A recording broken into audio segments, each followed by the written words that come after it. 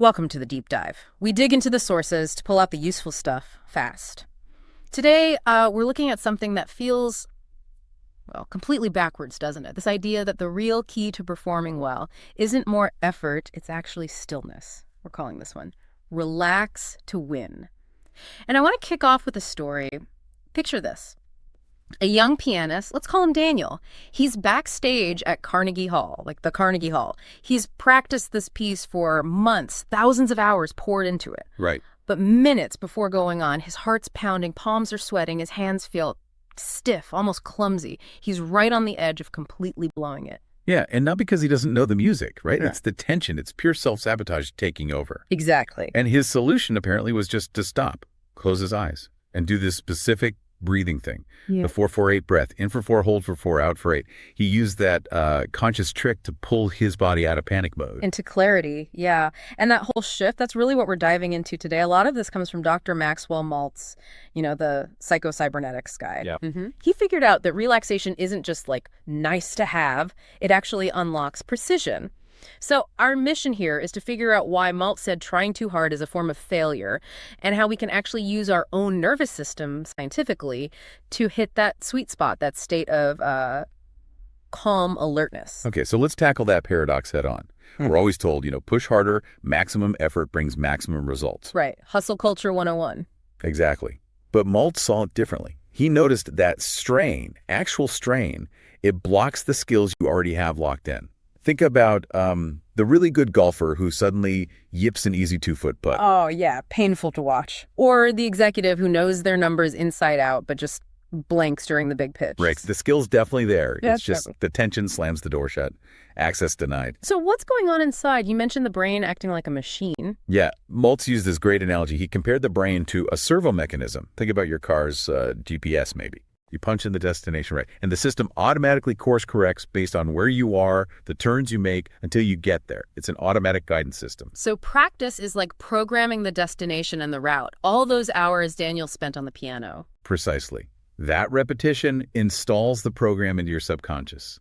It becomes this incredibly precise, reliable inner autopilot.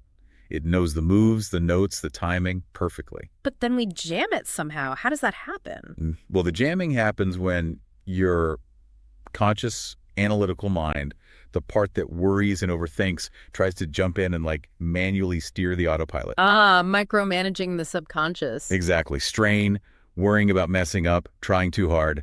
That triggers your conscious brain to interfere. It's like, the GPS is telling you exactly where to go, but you're ignoring it, trying to double-check every single turn with a map and a compass while driving with the parking brake app on. Okay, that makes sense. You're fighting the system that's designed to help you. Right. The system needs freedom. It needs trust. Based on all that training you did, it doesn't need brute force.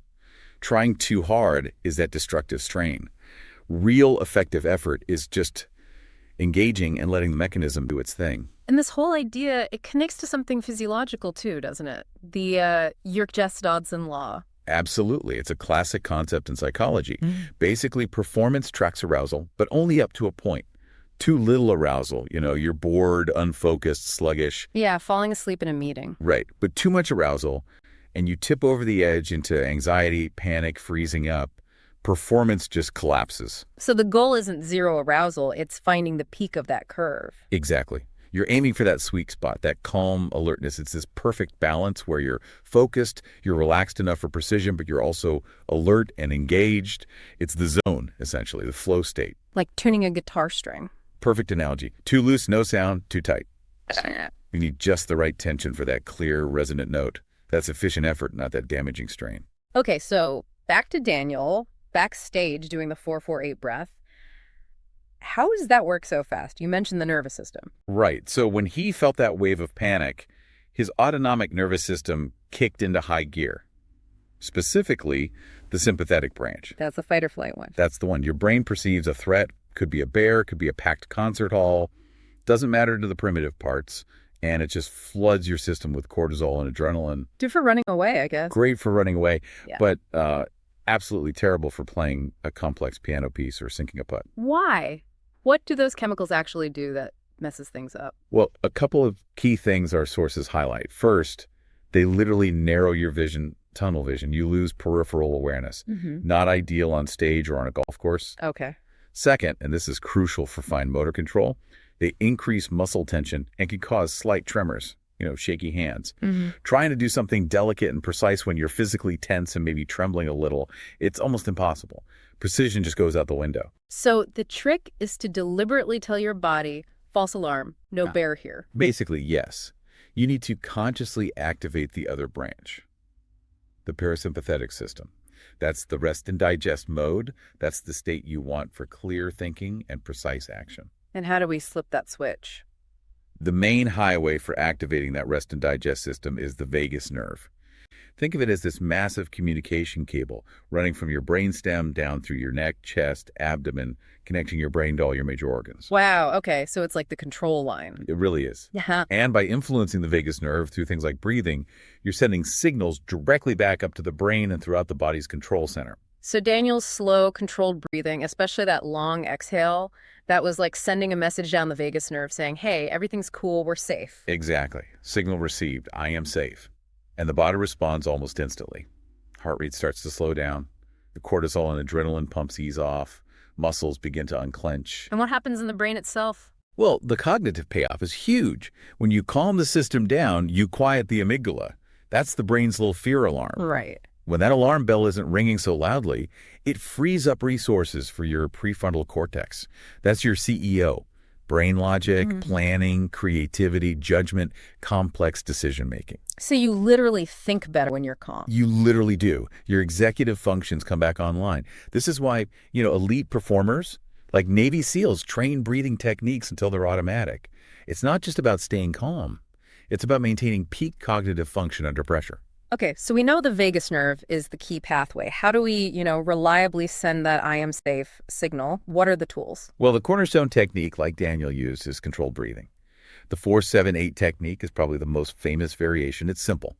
Inhale quietly through your nose for a count of 4. Okay. Hold your breath gently for a count of 7. 7, right. And then exhale slowly and completely through your mouth, making a gentle whoosh sound for a count of 8. 8 seconds out.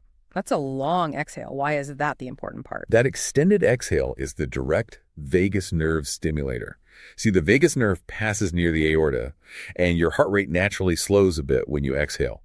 By really drawing out that exhale, you're amplifying that slowing effect and telling your parasympathetic system, okay, time to take over, rest mode engaged. So you're kind of hacking the system via the breath length. You really are. Yeah. And doing this regularly actually improves your overall vagal tone. Think of it like strengthening a muscle. Your nervous system becomes more resilient and less reactive to stressors over time. Cool. Okay, what else besides breathing? I think the sources mentioned some surprising ones like sound. Yeah, this one's pretty neat. Simple things like humming, chanting, or even just singing along to the radio. Seriously, how does humming help? It's the vibration. Your vocal cords vibrate when you hum or sing, right? And those vocal cords are directly connected to branches of the vagus nerve. So the physical vibration sends a calming signal. Studies have actually shown humming increases heart rate variability, HRV, which is a good sign of nervous system health, and lowers stress hormones. No training needed, just make some noise. Okay, I'll try humming more. Yeah. Then there was the really intense one, the cold water face dunk. Yes, the emergency reset button. This one is potent but fast. You literally just submerge your face, especially around the eyes and temples, in a basin of cold water for maybe 5, 10, 15 seconds. What does that do? It triggers something called the mammalian dive reflex. It's this ancient survival reflex that all mammals have. When your face hits cold water, your body instantly thinks it's diving underwater and dramatically slows your heart rate to conserve oxygen. It forces a very rapid, very strong shift into parasympathetic dominance. Wow, so if you're really starting to panic. It's like pulling the emergency brake. Yeah. It can short-circuit a full-blown panic attack pretty effectively. It feels intense, like you said, but the mental clarity afterwards can be quite striking. Yeah, I did try it once before a big talk. It was bracing, but definitely cleared my head. Exactly. And then don't forget the enjoyable stuff. Laughter genuine, belly laughter, involves rhythmic exhaling and diaphragm movement, which also stimulates the vagus nerve. Think laughter yoga. Right. And of course, longer-term practices like meditation, yoga, tai chi, qigong, they're all powerful because they consistently train you to link mindful movement with slow, controlled breathing, building that vagal tone steadily over time. Okay, so we have breathing, humming, cold shocks. What about techniques that focus more directly on the body itself? The sources called it somatic release. Right. Somagus means the living body. So somatic practices are about tuning into your internal physical sensations to release tension you might not even know you're holding on to. Because stress gets stored physically. Absolutely. Chronic tension becomes part of our posture, our muscle patterns. A really common and effective technique here is progressive muscle relaxation, or PMR. It's pretty straightforward. You systematically go through different muscle groups. You deliberately tense one group, say, make tight fists, hold that tension for 5-10 seconds. Really feel it. Okay. And then you completely release the tension, letting the muscles go totally limp, and you focus on the feeling of release for maybe 15-20 seconds. Then you move to the next muscle group, arms, shoulders, face, etc. Why tense up first? Seems counterintuitive if you want to relax. It's about contrast. By deliberately tensing the muscle hard first, you create a really noticeable difference when you let go. It actually teaches your body and your mind what deep relaxation feels like in that specific area. It makes you much more aware of subtle, chronic tension you might be carrying around unconsciously, like in your jaw or neck. Ah, okay. So you learn to recognize the tension by feeling the release more clearly. Precisely. Other things that work on this somatic level, signaling safety through physical sensation. Weighted blankets are popular for a reason. The deep, gentle pressure can feel very grounding and secure. Or even really simple things like gentle rocking or rhythmic swaying. Think about how we instinctively soothe a baby. That rhythmic movement provides calming vestibular input to the nervous system. This all seems to loop back to Maltz's idea of the servo-mechanism, right? Trusting the system. Absolutely. It connects directly to achieving that flow state. Remember, the servo-mechanism, your subconscious skill, works best when you trust it and get your conscious analytical mind out of the way. You can't force yourself into flow. You have to relax into it. By trusting the practice, the preparation. Exactly. Trusting that the programming is solid, trying to consciously control every little finger movement or every word when you're under pressure. That's the jamming we talked about. That's overriding the autopilot. Relaxation allows it to run smoothly. And this leads to maybe the biggest idea from Maltz, that relaxation isn't just a state. It can become part of your identity. Yeah, this is really profound. Maltz taught that if you consistently practice relaxation, you're not just calming down in the moment. You're fundamentally rewriting your self-image. You start to see yourself not as someone who's always tense or anxious, but as someone who is naturally composed, capable, calm under pressure. And the body follows that script? The body and the nervous system follow the mental blueprint you give them. It's not about being lazy or passive. Maltz saw it as the peak of mental efficiency. You're letting the incredibly powerful subconscious system do its job without interference. So how do we use this day to day? Like, not just before Carnegie Hall. Think about it. That email that makes your blood boil. Pause. Yeah. Before you walk into a difficult conversation, pause. That moment you feel doubt creeping in, just stop. Take 3 slow, deliberate breaths, maybe focusing on that long exhale. Like a mini reset. Exactly. Use it as your instant calm cue. Even just those 3 breaths can lower the internal resistance, earn back some clarity, and wrestle control back from that fight or flight impulse that's yelling, danger. Okay, so wrapping this up, the big takeaway here seems crystal clear. Relaxation isn't the opposite of high performance. It's actually the foundation for it. It really is. Precision emerges from peace, not from panic.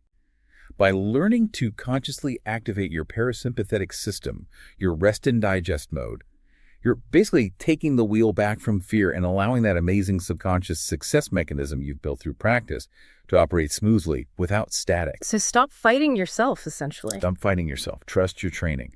And maybe here's a final thought to chew on, really building on Maltz's work on self-image.